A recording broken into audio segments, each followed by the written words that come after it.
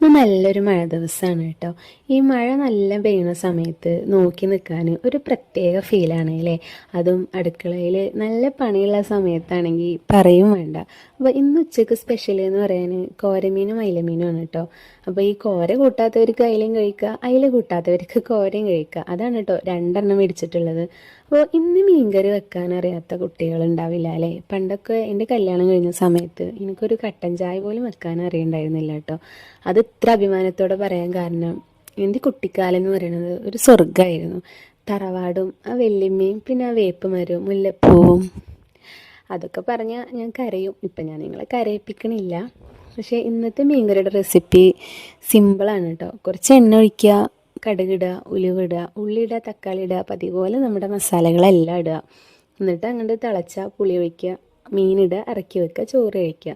അപ്പോൾ ഇന്ന് വീഡിയോ എടുക്കുന്നത് കണ്ടിട്ട് തന്നെ മോൾക്ക് ഇന്ന് ഉമ്മച്ചിയുടെ മീൻകറി കൂട്ടിയിട്ട് ചോറ് വേണം പറഞ്ഞു. അവൾ സാധാരണ മീൻകറി കൂട്ടാറില്ല. ഇന്ന് മീൻകറി കൂട്ടി കഴിച്ചിട്ട് സൂപ്പറാണ് കേട്ടോ ഉമ്മച്ചിയെ, അടിപൊളിയായിട്ടുണ്ട് എന്നൊക്കെ പറഞ്ഞു കേട്ടോ.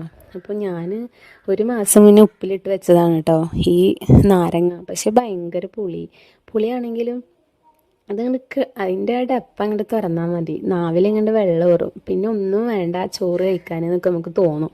പക്ഷേ പുളിച്ചിട്ട് വായ വെക്കാൻ പറ്റണില്ല എന്ന് തന്നെ പറയാം. അതിൽ മുളകൊക്കെ ഇട്ട്, പക്ഷേ മുളകത്തെ എരിവൊന്നും അതിൽ പിടിച്ചിട്ടില്ല എന്നതാണ് മറ്റൊരു സത്യം.